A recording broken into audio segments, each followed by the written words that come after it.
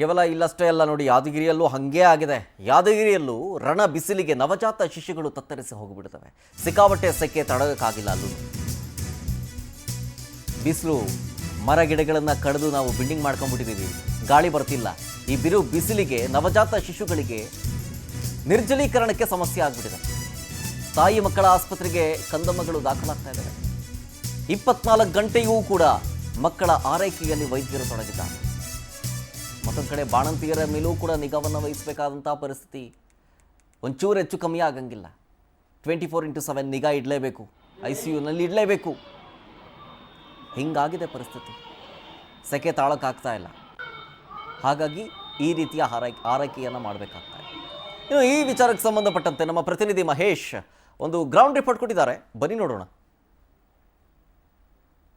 ರಣ ಬಿಸಿಲಿಗೆ ಕಲ್ಯಾಣ ಕರ್ನಾಟಕ ಅಕ್ಷರಶಃ ನಲಿಗೆ ಹೋಗಿರ್ತಕ್ಕಂಥದ್ದು. ಇವಾಗ ನಾವಿರ್ತಕ್ಕಂಥದ್ದು ಯಾದಗಿರಿ ನಗರದ ಒಂದು ತಾಯಿ ಮತ್ತು ಮಕ್ಕಳ ಆಸ್ಪತ್ರೆಯಲ್ಲಿ ಇರ್ತಕ್ಕಂಥದ್ದು. ನೀವು ನೋಡ್ತಾ ಇರಬಹುದು ದೃಶ್ಯಗಳಲ್ಲೂ ಕೂಡ, ಅಂದ್ರೆ ಕಲ್ಯಾಣ ಕರ್ನಾಟಕ ಭಾಗದಲ್ಲಿ ಅದರಲ್ಲೂ ವಿಪರೀತ ಒಂದು ಬಿಸಿಲು ಇರೋ ಕಾರಣದಿಂದಾಗಿ ಏನಂದ್ರೆ ಸಾಮಾನ್ಯವಾಗಿ ಅವರು ಅಂದ್ರೆ ವಯಸ್ಸಾದವರಿಗೆ ಏನಂದ್ರೆ ಸಂಪೂರ್ಣವಾಗಿ ಬಿಸಿಲಿನ ಬೇಗೆ ತಟ್ಟುತ್ತಿದೆ.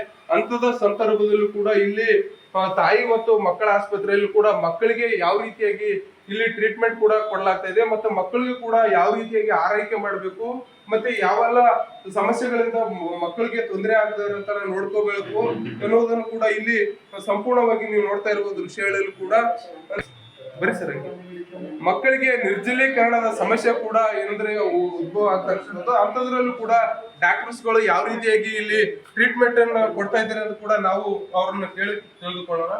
ಸರ್, ಈಗ ಮಕ್ಕಳಿಗೆಲ್ಲ ಬಿಸಿಲಿನ ಬೇಗೆಯಿಂದಾಗಿ ಯಾವ ರೀತಿಯಾಗಿ ಅವ್ರಿಗೆ ಪ್ರೊಟೆಕ್ಟ್ ಮಾಡ್ತಾ ಇದ್ದೀರಾ? ಈ ಪ್ರೆಸೆಂಟ್ ಏನಂದ್ರೆ ನಮ್ಮ ಹತ್ರ ತುಂಬಾ ಅಡ್ಮಿಷನ್ಸ್ ಆಗ್ತಿದಾವೆ. ಈ ಪ್ರೆಸೆಂಟ್ಲಿ ICU ಅಲ್ಲಿ ಇರೋದು 2-3 ಮಕ್ಕಳು ಅದೇ ತರ ನೀರಿನ ಅಂಶ ಕಡಿಮೆ ಆಗಿ